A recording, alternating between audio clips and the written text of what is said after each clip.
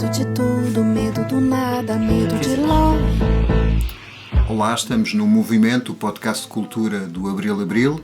Hoje temos 3 convidados bastante especiais, como os outros que vieram antes, e esperemos que os outros que vão aparecer depois. Está aqui a Filipa Francisco, eu penso que é coreógrafa e bailarina, é correto? É isso mesmo. Vai no dia 29 de janeiro ter um espetáculo no grande auditório da Fundação Carlos Gulbenkian, às 17 horas, e tem um nome em crioulo chamado Tuntunyi, é isso? É isso, Que quer dizer dar umas voltas. Muitas voltas. Muitas voltas. Para chegar a um sítio, que neste caso foi o espetáculo, portanto foi um processo com muito para contar. É isso. Depois temos o Tiago Mota Saraiva, que não gosta que lhe façam perguntas sobre bolos, que é arquiteto e também dá muitas voltas para fazer um projeto de arquitetura, certo? Certo, cruzamos-nos um bocadinho nesta coisa da participação e nesta coisa de projetar com as pessoas, não é? Um bocadinho isso, projetar o futuro com as pessoas e as atividades artísticas e culturais com as pessoas. E temos a Thaís Reganelli, penso que a pronúncia está mais ou menos correta, que tem um espetáculo aqui na Bota a 28 de janeiro e, entre várias qualidades, cantou uma versão da famoso Tanto Mar, em 2019. É verdade? E Corretíssimo. quase a 50 anos do 25 de Abril, o que é que lhe faz pensar o Tanto Mar? Eu acho que é uma coisa que tem que ser lembrada sempre. Talvez o grande problema do Brasil seja esse, que não seja comemorado, não tenha um dia especial para que se lembre sempre de que isso nunca mais pode acontecer de novo. E, no entanto, o Tanto Mar teve uma segunda versão, ou teve uma versão menos otimista por parte do Chico Buarque. Quando chegou a Portugal em 2007, o que é que achou do nosso lugarejo deste sítio? Eu sou apaixonada por Portugal, Lisboa em especial, mas eu acho que Portugal tem tantos lugares para se conhecer. Às vezes eu me perco numas ruas e eu sou capaz de descobrir um sítio novo a cada semana, mesmo sempre tentando conhecer. Tem de tudo, né? Tem mar, tem montanha, tem jardins, tem museus. É maravilhoso. Ok, então vamos começar a conversa. As regras são mais ou menos normais. A gente vai falar dos projetos de cada um e depois vamos conversar em conjunto. Filipe, o teu espetáculo, posso tratar por tu, não é? Sim. O teu espetáculo é uma coisa que não é... Tu tens trabalho na Cova da Moura, trabalho em estabelecimentos prisionais, e este trabalho em concreto fizeste com quem? Então, este projeto tem neste momento 2 anos. É um projeto do Partis, da Gulbenkian, e é em Almada com migrantes e descendentes de migrantes ou pessoas em geral que queiram abordar este tema. Começou por ser um ano de capacitação nas áreas artísticas, de teatro, dança, música, e no segundo ano começámos a fazer um espetáculo. Portanto, o segundo ano foi o ano passado. Começámos a fazer um espetáculo, este espetáculo que se chama Tuntunyi, com pessoas de muitas culturas. Índia, Ucrânia, Cabo Verde, Angola, Brasil e muitos mais. E partimos das histórias das pessoas de migração e dos objetos especiais que ficavam ou que traziam dessas viagens. Gravámos essas histórias, fizemos um vídeo e depois passámos para o corpo, ou seja, como é que estas histórias se podem transformar em dança, em música, porque é música ao vivo, e por exemplo, neste caso da transformação destas histórias no corpo, uma delas é do Sarvesh, que é um rapaz da Índia, que veio para Portugal, mas para continuar ligado à Índia, ele quis jogar cricket. E então andou à procura e conseguiu entrar numa equipa e essa era a sua maneira de continuar ligado e de não sentir tantas saudades. E nós então propusemos, então traz esse cricket para nós, ensina-nos a jogar cricket. Então veio com um colega do cricket, com todo o material, ensinou-nos a jogar cricket e só depois tiramos todos os materiais, exato, e ficámos só com o corpo. Isso transformou-se numa dança. Ao mesmo tempo que fazemos esses movimentos, é contada a sua história, a sua ligação ao cricket e como é que isso o torna forte e ligado. E, portanto, é um caminho longo em que se cria com todos e que cada um tem a sua história, a sua voz e a pertença do próprio espetáculo. Portanto, eu sou a coreógrafa, mas na verdade isto é uma co-criação. Eu aqui sou mais uma tecedeira, eu teço entre as histórias das pessoas para chegar a esta apresentação, que agora vai ser a segunda vez, agora no grande auditório da Gulbenkian. São pessoas dos 16 aos 75 anos, muitas delas, ou a maior parte delas, nunca tinham pisado um palco, portanto, de repente, vamos estar num palco de 1200 pessoas. Mas eu acho que isto é importante, estas passagens, e foi isso, por exemplo, que aconteceu na Cova da Moura. Eu trabalhei com pessoas da Cova da Moura, que depois o espetáculo foi apresentado no Centro Cultural de Belém e foi apresentado na Cova da Moura. Havia uma frase que dizíamos, às vezes entre nós por brincadeira: quem tem medo do CCB? Porque as pessoas tinham medo de entrar na Cova da Moura. Mas o público da Cova da Moura achava que o CCB não era para eles, que aqui é um lugar para quem tem estudos ou para quem conhece arte, não é para nós. E na verdade isto é preciso desmistificar. E como é que pessoas de vários países vão criar danças em comum e contar as suas histórias? O que é que elas têm de comum? E quando saem dessas histórias, como é que ficam de diferentes? Então, em primeiro lugar, estão todos, quase todos, a viver em Almada. Encontraram-se para este projeto e, portanto, de repente criou-se aqui uma família. E ao criar estas histórias, essas histórias tornam-se comuns a esta família, mas falam de lugares também mais gerais e universais. Portanto, há este comum do querer contar, há ao mesmo tempo esta ideia de tocar outros e de que estas histórias não sejam só de cada um, mas também de outros. E depois, de repente, a perceber que estas viagens, que há muito comum nestas viagens, aquilo que se deixou, aquilo que se sente neste momento, aquilo onde se quer chegar, as problemáticas em Portugal, a dificuldade com a língua, o ter o cartão de cidadão, ou seja, depois há todas as questões do prático no dia-a-dia e esta troca de experiências, esta troca também da língua. E é isso, em geral é isto. Tens quantas línguas fala? 3. 3. A Suíça? Com fluência, 3. 3, o quê? O alemão? Não, Berna está em francês. Por incrível que pareça, eu aprendi o francês, mas a Berna é alemã. Mas eu fui para a escola francesa. Sim. Falo italiano e falo português. E aí, outras menos, mais fluentes, essas 3. Sim.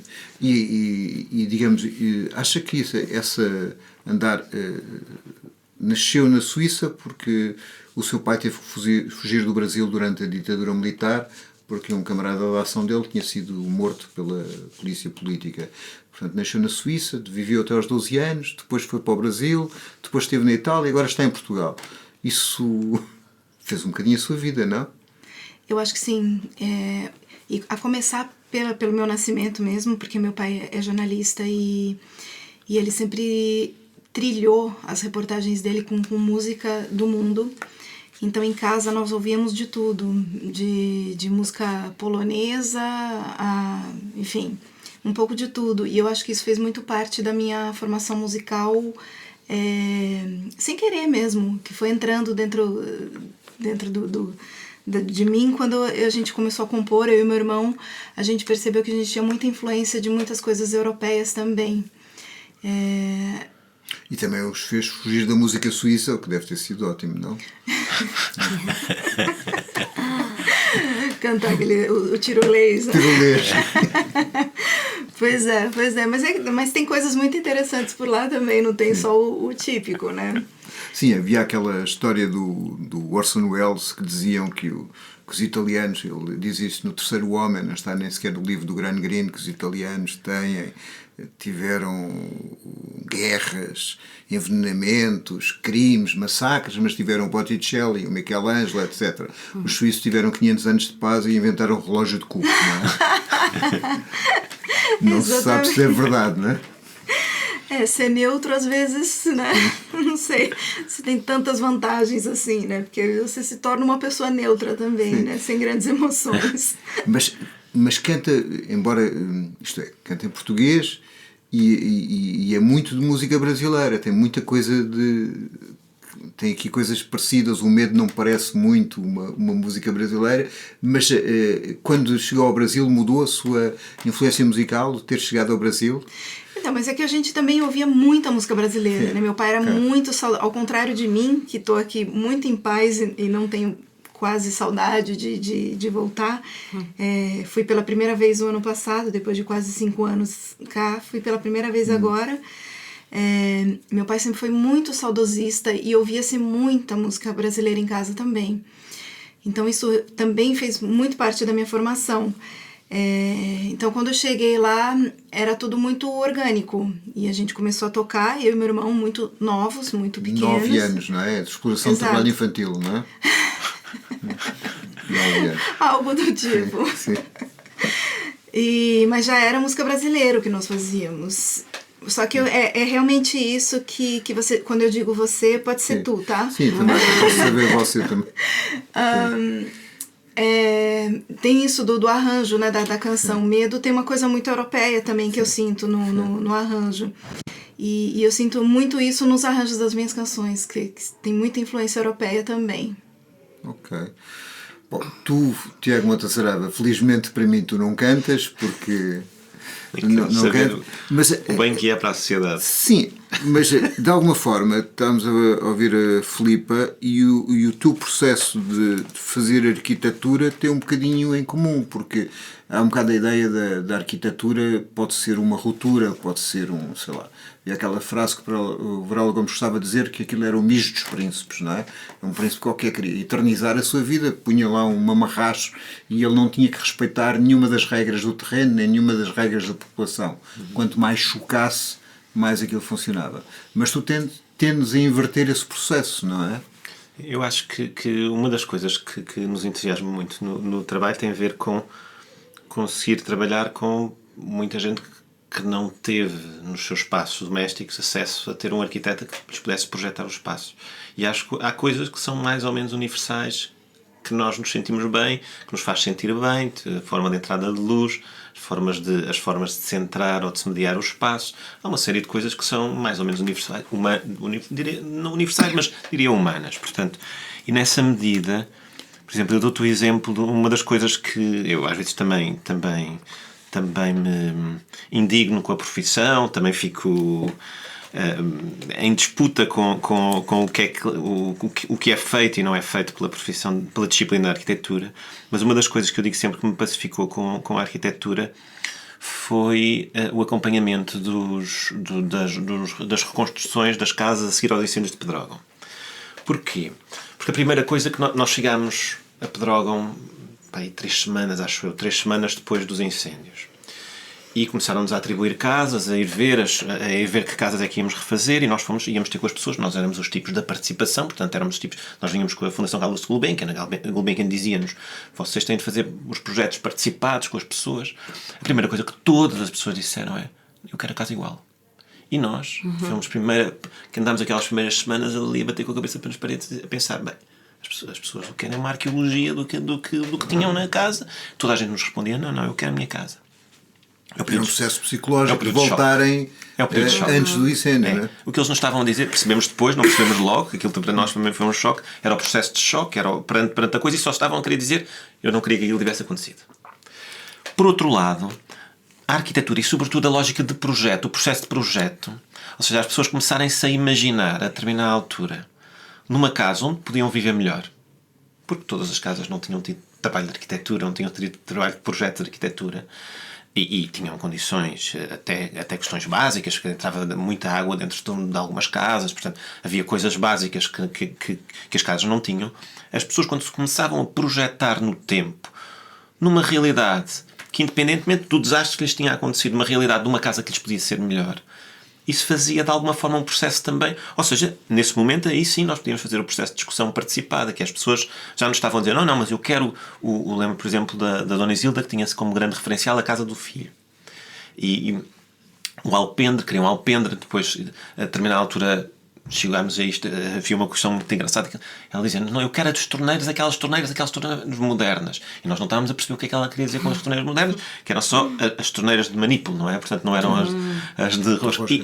E isso, mas isto são coisas básicas, mas há outras mais complexas, quer dizer, ela, ou seja, a própria gestão dos espaços, ela, na entrada do alpendre, ela queria estar ali ao sol, exposta ao sol, com as suas flores, a olhar para a rua e a ver as pessoas a passar. E isso era a referência que ela tinha da casa do filho. Portanto, mas estamos a falar de projeto e estamos a falar sobretudo de um sítio onde ela se projetava a viver melhor. E isso fazia parte também de ultrapassar do drama que tinha sido. E eu acho que a arquitetura ajuda um bocadinho a isso. Ajudou? Eu acho que sim. Acho que é muito devastador para a arquitetura, por exemplo, cenários como o cenário da Troika, por exemplo, onde nós todos... Eu lembro que convidaram para o Congresso de Arquitetura, acho que não me convidaram mais, Congresso dos Arquitetos, e lembro-me de estar na altura com o presidente do IRU, creio eu, na mesa, e eu tive toda uma intervenção a tentar explicar aos meus colegas... Não era aquele que diz que o Estado tem intervenção a mais? É. Agora que foi dizer numa entrevista que o problema da habitação em Portugal é que o Estado tem intervenção a mais, quando já tem 1% de construção pública para aí. É um bocadinho terraplanista, diria. Sim, mas, ou seja, nesse congresso eu tentei dizer que todos os cenários, o que nos estão a dizer é que nós vamos viver pior. Isso para a arquitetura é um desastre. Porque nós, quando projetamos, temos sempre de projetar numa ideia de que as pessoas vão melhorar.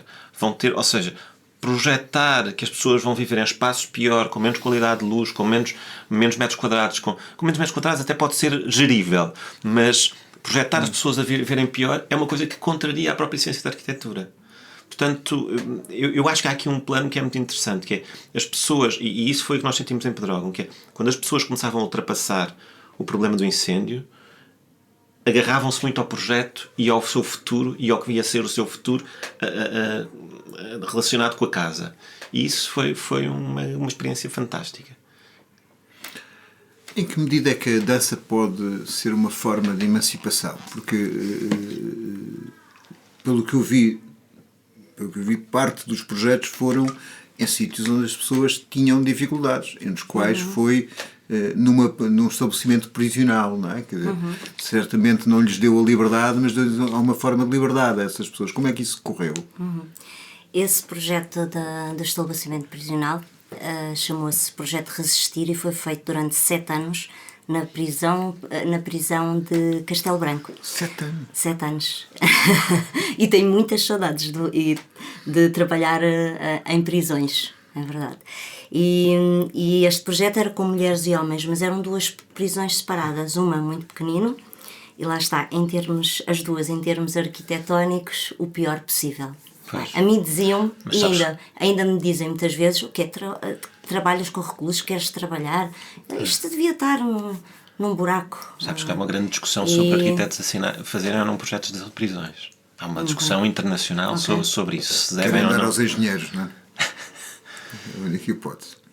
Sim, as condições eram terríveis, são ainda. Sim, as qualidades do espaço é um espaço de prisão, portanto, isso é uma coisa que vai contra até a ciência da própria arquitetura. Não é uma coisa que eu tenho uma resposta certa para. Mas aquele célebre modelo do Foucault que se vê. Isso não é desenhado por um arquiteto? Sim, mas certo, mas os arquitetos não estão isentos da responsabilidade. Agora, dentro daquele espaço é preciso e criar espaços de liberdade, apesar que não vai resolver o problema imenso que é o que são as prisões, o que é esta falta de liberdade.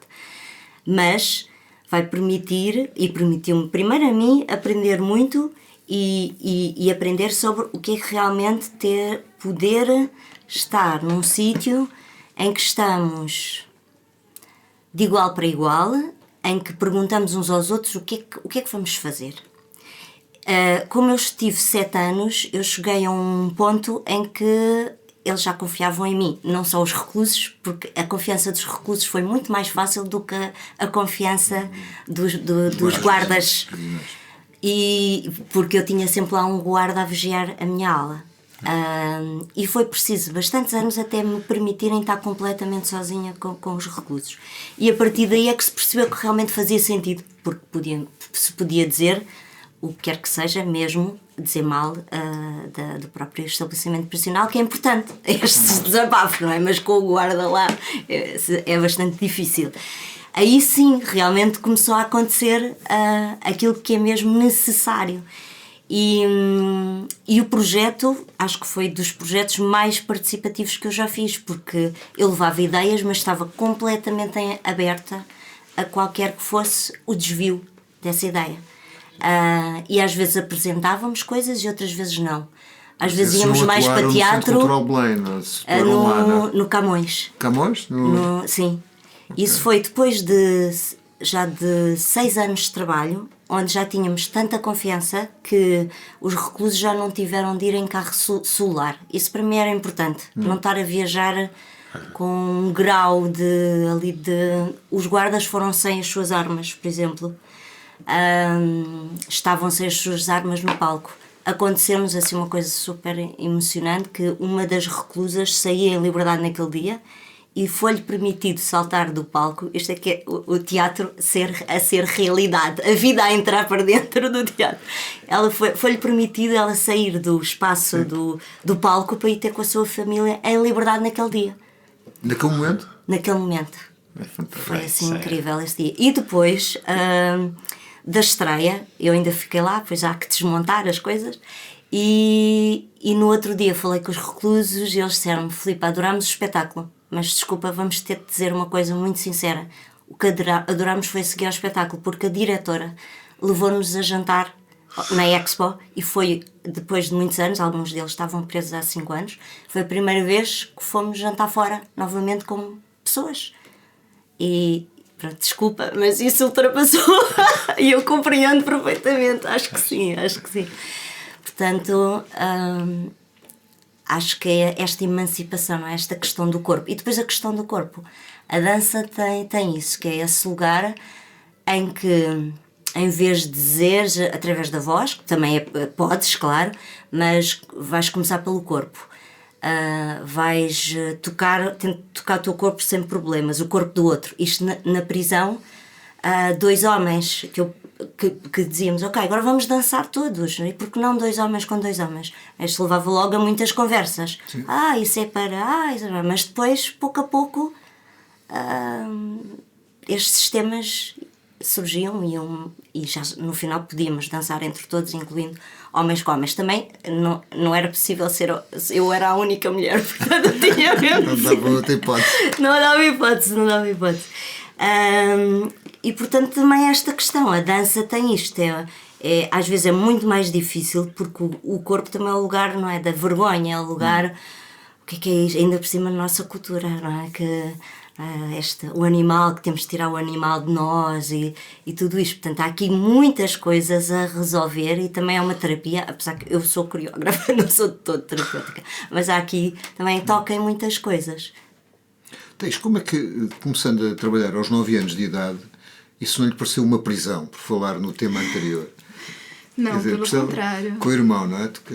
Eu me sentia muito confortável por estar com o meu irmão e porque meus pais também acompanhavam tudo. E tocavam que temas? Tocávamos umas coisas que meu irmão compunha na época, sim, muito engraçadas. Sim.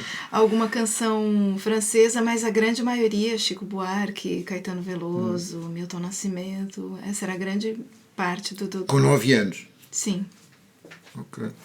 E já percebiam as letras todas? Tinham discussões sobre elas? Não. Muitas coisas não. Sim. E muitas coisas eu ainda percebo hoje.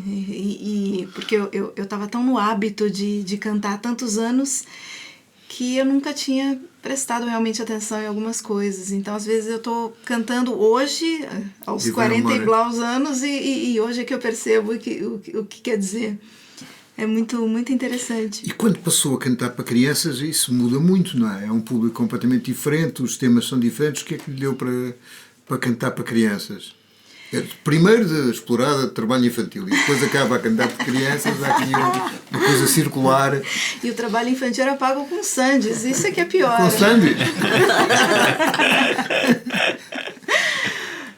Quando eu resolvi cantar um projeto infantil, foi a convite de um espaço cultural que tinha.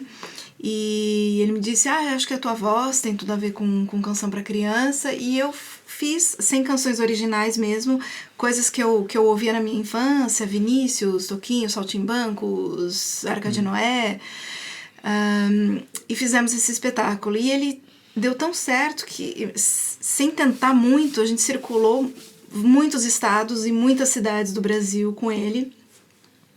E quando terminamos essa turnê, eu pensei, agora eu quero com originais para criança. Exato, agora já chegou esse momento.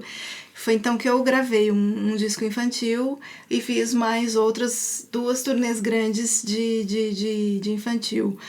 O público infantil é muito sincero, né? Então é muito difícil. É um desafio diário, assim, você nunca sabe se vai agradar. Quais foram as piores reações? Já teve criança que foi embora, já teve criança que chorou de medo. Às vezes um break numa música e quando tem uma volta acontece. Mas eu me lembro muito bem de uma frustração que foi grande. Estávamos fazendo um espetáculo relativamente grande. Bom, o Brasil é grande, né? Então qualquer coisa pequena é grande. E tinha muita criança. E eu tinha tido uma virose no dia anterior. E passei muito mal durante a madrugada e pensei, bom, terminei o espetáculo e disse no microfone, olha, eu costumo receber todas as crianças, mas eu preciso avisar que eu tive uma virose ontem, talvez eu esteja contaminando ainda, então pais saibam que se alguma criança vier falar comigo, ela corre o risco de pegar alguma virose. E eu vi que algumas crianças foram embora muito frustradas, porque para criança é isso, né? Querem ver o figurino, querem tirar fotografia. E nesse dia eu senti assim, uma peninha no... E quando é que abandonou as crianças e foi tocar música para não crianças? Eu nunca abandonei o trabalho de não criança. Eu sempre fiz. É que, como criança tem um apelo muito grande, eu via que ele tomava conta. Assim, eu fazia um espetáculo do meu trabalho, dos meus discos mesmos autorais, adultos, digamos assim. E quando eu percebia, já tinha mais 5 concertos marcados para infantil. Então, mesmo que eu quisesse sair, eu não estava conseguindo muito. Um largo. E aí eu fui aos poucos, e quando eu cheguei cá, eu comecei a gravar mais coisas, e singles, adultos mesmo. E conseguiu livrar-se finalmente. Mas eu ainda gosto. Sim. Mas a primeira canção que cantou cá foi de Madre Deus, foi? Exato, foi a primeira gravação que eu fiz. Então porquê? Eu gostei sempre de Madre Deus. Era eu cantava O Pastor, que era uma música que fazia muito sucesso no Brasil por causa de uma minissérie. E colocava nos meus concertos essa canção. E sempre fui apaixonada pelo grupo. E por uma coincidência muito grande, 2 amigos meus tocaram no grupo depois que eles viraram a Banda Cósmica. E quando eu cheguei, eu pensei, eu queria regravar e fazer uma homenagem ao país que me recebeu tão bem. E gravei Vem, que é uma canção não tão conhecida, mas que eu gosto muito. Morrendo de medo, porque eu fiz uma transgressão na produção e no arranjo. E queria muito agradar os compositores e felizmente eles aprovaram. Não perceberam estar a cantar em que língua, não é? Que é aquela barreira cultural, mas aprovaram. Mas isso é engraçado, porque embora seja a mesma língua, eu digo que tem tanta coisa diferente que deveria ser separado. Porque tem muitas coisas de entendimento que ficam completamente equivocadas. Como? Propina. Sim. Propina é um pagamento normal aqui no Brasil, é corrupção. Sim. Então você está lendo um texto... Já não é muito normal que eles aumentaram muitas propinas nas universidades, já é um bocado normal. É quase uma propina brasileira. E mesmo... Eu tenho muitas conversas sobre isso com portugueses. Eu acho muito engraçado, porque eu sempre desafio os portugueses a me dizerem o que é um cavanhaque. quê? E ninguém faz a menor ideia do que é um cavanhaque. De todo. E uma vez eu disse, sou um motorista de Uber, Sim. e quando eu disse, ele quase bateu o carro, de tanto que ele riu. Então o que é? É a pera, Ah, é o cavanhaque. pronto, ok. Não sei. Mas há aqui um choque cultural.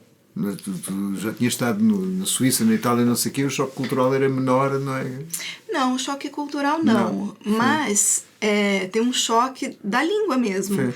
Porque quando eu cheguei, eu fui fazer uma pós-graduação na Nova. E os Sobre a escrita, não é? Exato. E os professores falavam com uma certa velocidade. Sim. E muita coisa. Até hoje eu tenho dificuldade quando começo a falar e quando tem alguém que tem um sotaque muito carregado de alguma região. Eu tive aulas com o Binal, que era um senhor dos mais antigos lá do Hot Club, que faleceu esse ano que passou. E ele já falava um pouco mais devagar, né? Por causa da idade, e ainda com máscara. Eu ficava assim, com o ouvido tentando captar o que ele estava a dizer. De algum choque cultural? Não, eu acho que há aqui uma coisa. Bem, há aqui uma coisa Vocês já. interrompam-se. Sim. Eu acho que há aqui uma coisa que a cultura brasileira entra muito nas nossas vidas, seja pelas novelas, seja pelas telenovelas inicialmente, não é? Quer dizer, mas também pelo MPB, o samba, portanto, pela música, não é? Portanto, O País Parava, com a Gabriela, que foi a primeira novela com a Sónia Braga. Havia sessões da Assembleia Constituinte, acho que era a Constituinte, em 75, que eram interrompidas por causa do episódio da novela. Eu sei que a novela era melhor que as outras, mas enfim. Não, mas a questão é que houve de facto uma probabilidade em algumas áreas que faz com que muita gente tenha ouvido português do Brasil com muita frequência, ou seja... E também é mais aberto, não é? É mais fácil para nós. Exatamente, é mais fácil para nós e por exemplo, italianos que vêm para Portugal têm muito mais facilidade em começar a apanhar a acentuação do português do Brasil do que a portuguesa mais cerrada, mais fechada e a comermos mais palavras. É muito curioso que na arquitetura há pontes muito significativas entre Portugal e Brasil, mas há O modernismo, não é? Sim, há os modernos, sim, mas eu acho que se perdeu algumas dessas relações e era importante, porque eu sou particularmente, eu acho que as práticas de arquitetura que eu defendo e de que eu gosto mais de acompanhar estão quase todas na América Latina, portanto, não só no Brasil, mas quase todas na América Latina. O que é relativamente estranho, porque sempre que eu vou... Lembro-me, por exemplo, de ter uma discussão no México sobre isto, havia um grande culto da questão da Europa, e dizer, pá, vocês aqui damos melhor, porque no México, no Brasil, na Argentina ou no Chile, o que se faz, por exemplo, em termos de transformação de realidades construídas nos bairros mais pobres, afeta milhares e milhares de pessoas logo de uma vez, não é? Portanto, são sempre coisas, escalas que nós cá não temos e que de alguma forma intervêm com modelos muitas vezes muito precários, muitas vezes com muitos poucos recursos, mas com muito interessante do ponto de vista da criatividade e da forma como se intervém. Portanto, eu sou completamente daqueles que me coloco... Aliás, vamos lá ver. Há uma coisa que eu acho que é também particularmente importante, que é, nós estamos sempre a discutir a partir do tanto mar quem é que manda o cheirinho do alecrim. Umas vezes são uns, outros são outros. E eu acho que agora é mais o Brasil que manda do que nós mandarmos. Mas na verdade, neste momento temos uma situação de governação progressista, mais recentemente no Brasil, mas noutros cenários da América Latina, muito mais interessante do ponto de vista das políticas públicas, do ponto de vista de iniciativas, do que na Europa. Mas também vem de uma pobreza muito mais extremada, não é? É verdade. Sim. Mas os povos parece que voltaram a votar. Sim, é importante. Eu acho uma pena que o Brasil conheça tão pouco sobre Portugal. Porque nós aprendemos o que é dado na escola e e a história é mal contada e só sabemos aquilo. Nós também. Exato. De alguma forma nós também, não é? Mas é que vocês recebem tanta cultura brasileira que vocês Sim. sabem muito mais do Brasil do que o brasileiro sabe sobre os portugueses. É muito...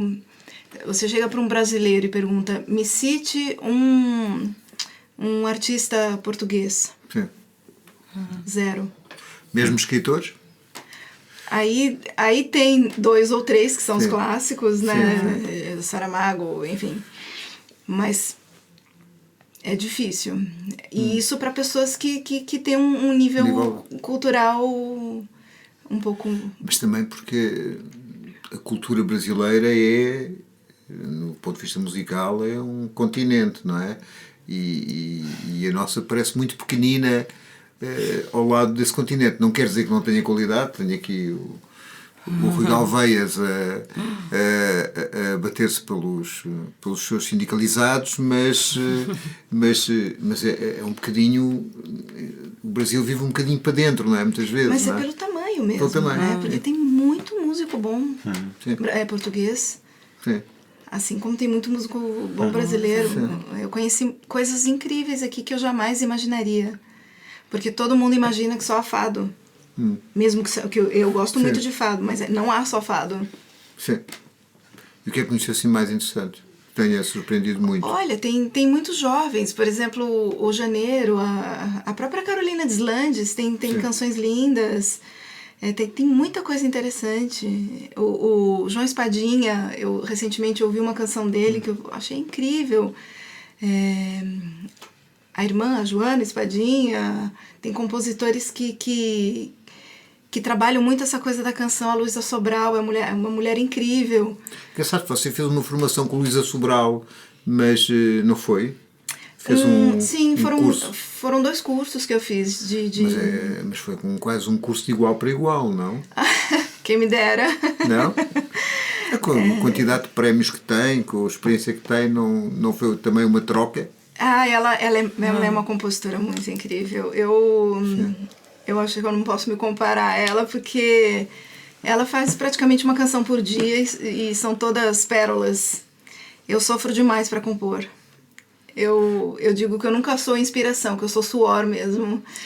E aí eu fico ali sofrendo. E uma vez eu fiz um curso com a Adriana Calcanhoto.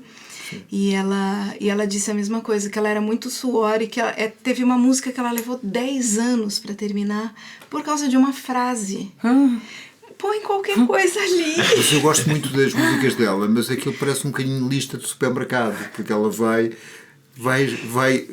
enunciando as coisas, cheques. Mas olha, se você for analisar, ela é uma das pessoas que mais trabalham letra que eu já vi. Eu gosto ela dela. é uma mulher inteligentíssima. E as referências que ela usa na canção, você pensa que é uma coisa super simples, mas ela tem camadas e camadas por trás. É muito impressionante o que ela faz. Filipa, como é que já não estou a enviar para o Brasil, mas como é que eu tinha um exemplo do Brasil, então, por acaso. Podemos começar pelo exemplo do Brasil e depois vamos à questão.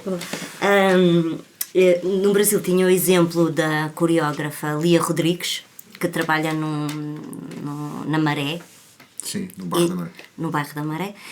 E portanto esta coisa de ir para dentro, de construir dentro, não é? Para que ela conseguiu construir dentro da Maré uma escola de dança e a sua companhia, e realmente de dizer que toda a dança é política, dizer também que não precisa de falar sobre isso nas suas peças, mas que também pode falar, mas que também é a maneira como ela organiza a sua companhia. A dança também é política, e que fazer dança no Brasil é um ato revolucionário, porque é bastante difícil. Se uma revolução não tiver uma dança, não vale a pena, não é? Exato. Mas como é que foi essa sua evolução como é que veio parar da coreografia, da dança, como é que veio parar este universo específico, esta forma de fazer política com a dança e de fazer inclusão e transformação, não é? Como é que chegou aí? Foram encontros e alguns ditos por acaso, aquela coisa, parece o destino. Não parece que de repente ocorre uma coisa na vida que te faz pensar: epá, isto realmente. Eu estava a fazer dança, parece-me só para os amigos, ou que a dança estava ali fechada numa caixinha e não se abriam portas. E isso ocorreu em 2000, no ano 2000 exatamente, em que eu estou num sítio que se chama Senta, que era um sítio de residências artísticas em meio rural. E estou a fazer uma coreografia neste espaço, abro um workshop para as pessoas da zona e de repente recebo uma inscrição de uma professora de matemática que inscreve os reclusos no meu workshop. Eles não podiam vir fora, portanto eu fui dentro da prisão. A partir daí isto mudou completamente a minha vida. Era tipo amor à primeira vista, porque me fez questionar tudo, todas as bases, tudo o que eu tinha aprendido na dança, no balé, a questão, porque é que as coreografias, porque é que fazemos coisas iguais numa coreografia, porque é que tem de haver uma pessoa que está à frente, porque é que pôs tudo em causa, a forma e o conteúdo. E a partir daí realmente as coisas vinham ao meu encontro, mas eu também as procurava. Portanto, fui andando de um bocadinho de aventura em aventura, mas este encontro com a prisão foi crucial.